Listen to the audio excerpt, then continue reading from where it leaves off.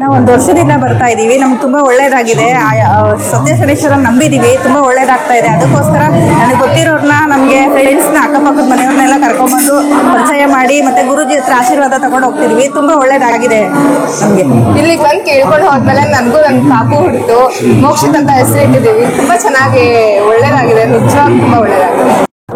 ಎಲ್ರಿಗೂ ನಮಸ್ಕಾರ. ನನ್ನ ಹೆಸರು ನಿತಿನ್, ನನ್ನ ಫ್ರೆಂಡ್ ಯಶವಂತ್ ಅಂತ. ಸೊ ನಾವು ಬೆಂಗಳೂರಿಂದ ಬಂದಿರೋದು ಆ್ಯಕ್ಚುಲಿ. ಸೊ ಇಲ್ಲಿಗೆ ಏನಕ್ಕೆ ಬಂದಿರೋದು ಅಂದರೆ, ನನ್ನ ಫ್ರೆಂಡ್ ಆ್ಯಕ್ಚುಲಿ ಮುಂಚೆ ಒಂದ್ಸತಿ ಬಂದಿದ್ದ. ಸೊ ಇವತ್ತು ರಾಮನವಮಿ ಇರೋದ್ರಿಂದ ಬನ್ನಿ ಹೋಗಿ ಬರೋಣ ಅಂತ ಅಂದಿದ್ದಕ್ಕೆ ಸೊ ನಾವು ಇಲ್ಲಿ ಫಸ್ಟ್ ಟೈಮ್ ಬಂದಿದ್ದು ನಾನು. ಆ್ಯಕ್ಚುಲಿ ನನ್ನ ಫ್ರೆಂಡ್ ಸೆಕೆಂಡ್ ಟೈಮು. ಅವ್ನು ಹೇಳಿದ್ದಕ್ಕೆ ನಾನು ಬಂದಿದ್ದು. ಸೊ ಈ ಜಾಗ ಚೆನ್ನಾಗಿದೆ ಆ್ಯಕ್ಚುಲಿ.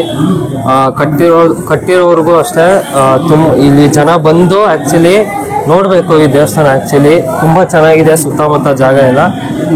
ಭಕ್ತಾದಿಗಳು ಎಲ್ಲರೂ ಬಂದು ನೋಡ್ಕೊಂಡು ಹೋಗ್ಬೇಕು ಅಂತ ಹೇಳ್ತೀವಿ. ಕುಣಿಗಲ್ ಹತ್ರ ಬಿದಿನಗೆರೆ ಅಂತೇಳಿ ಊರ ಹೆಸರು.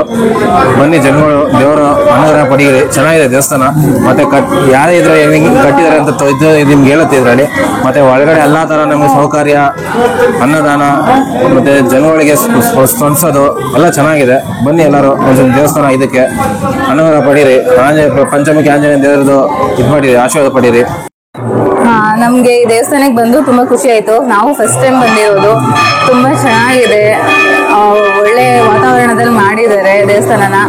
ತುಂಬ ಅಂದರೆ ತುಂಬ ಚೆನ್ನಾಗಿದೆ. ಒಂಥರ ಈ ದೇವಸ್ಥಾನಕ್ಕೆ ಬಂದು ನಮಗೆ ಏನೋ ಒಂಥರ ಮೈಂಡ್ ಫ್ರೀ ಆಗ್ತು, ಫ್ರೆಶ್ನೆಸ್ ಅನಿಸ್ತಾ ಇದೆ. ಸಮಾಧಾನವಾಗಿರಿ, ಹಾಗೆ ಖುಷಿಯಾಗಿ